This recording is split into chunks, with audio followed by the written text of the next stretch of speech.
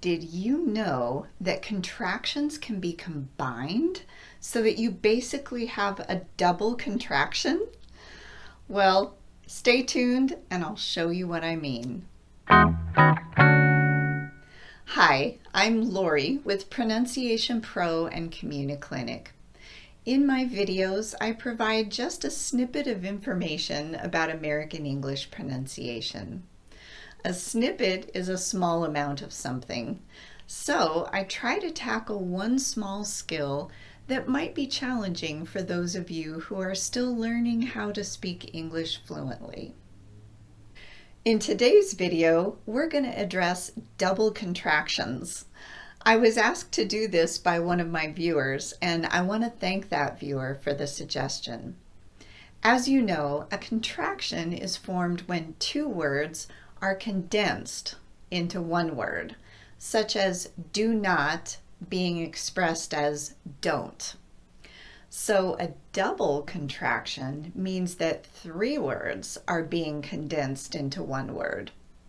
Now, you won't see these double contractions in written English because they're not considered proper English words. However, you will hear them in the speech of native speakers.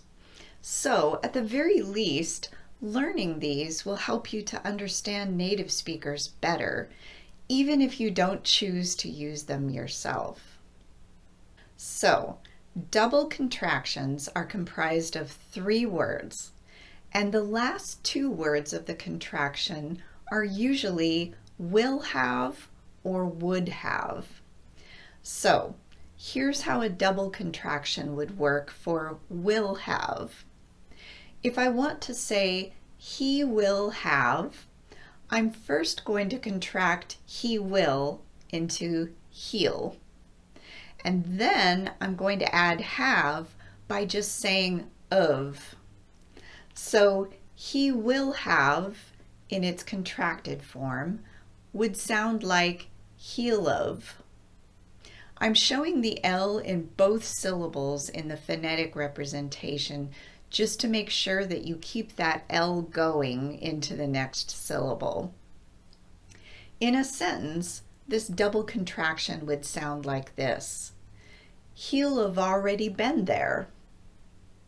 Let me give you another example for will have in a double contraction.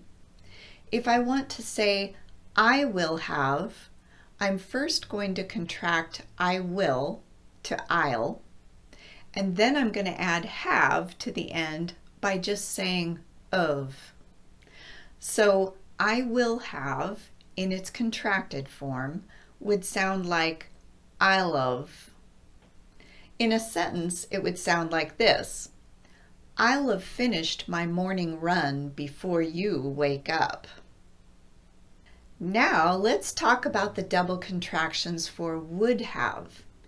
If I want to say they would have, I'm first going to contract they would into they'd, and then I'm going to add have by just saying of.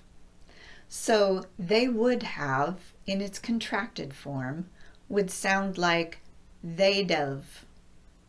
In a sentence, it would sound like this. I thought they'd have done that by now. Here's another one. If I want to say who would have, I'm first going to contract who would into who'd, and then I'm going to add have by just saying of. So who would have in its contracted form would sound like who'd have. In a sentence, it would sound like this. Who'd have thought that I could win this race? Have you got the idea now? We're just doing the regular contraction for the first two words and then adding of at the end. So let's practice some more of these in sentences. I'm going to pause after each sentence so you can repeat it after me. Ready? Let's start. We'd have called you sooner, but we had no cell reception.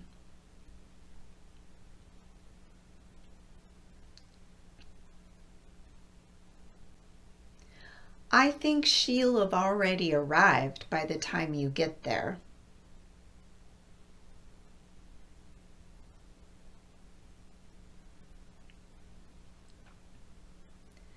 Next month, it'll have been 3 years since I came to the US.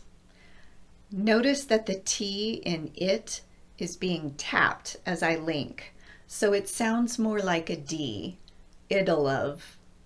If you don't know what a tapped T is, watch this video. Okay, let me say that one again now so you can repeat it. Next month, it'll have been 3 years since I came to the US.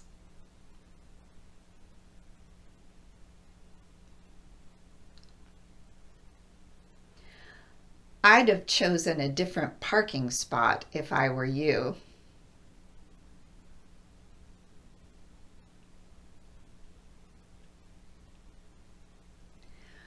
We'll have hiked 8 miles by the time we get to the lake.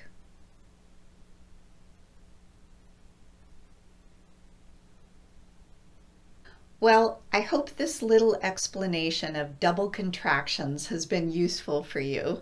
If so, please don't forget to hit that like button. And if you haven't subscribed to my channel yet, be sure to do that so you'll be notified of future videos on my channel. Again, these are contractions that you'll definitely hear native speakers using, and learning them will kick up your fluency a notch and make you sound more comfortable with the language. But you don't have to use them yourself if they feel too advanced for you right now. As I mentioned though, it's worthwhile to learn them so you can better understand native speakers when they're talking fast. So, work on them a little to help yourself become more familiar with them. I think you'll be surprised at how much easier it is to follow fast-moving American English conversation if you do. In the meantime, happy practicing, and I'll see you in my next video.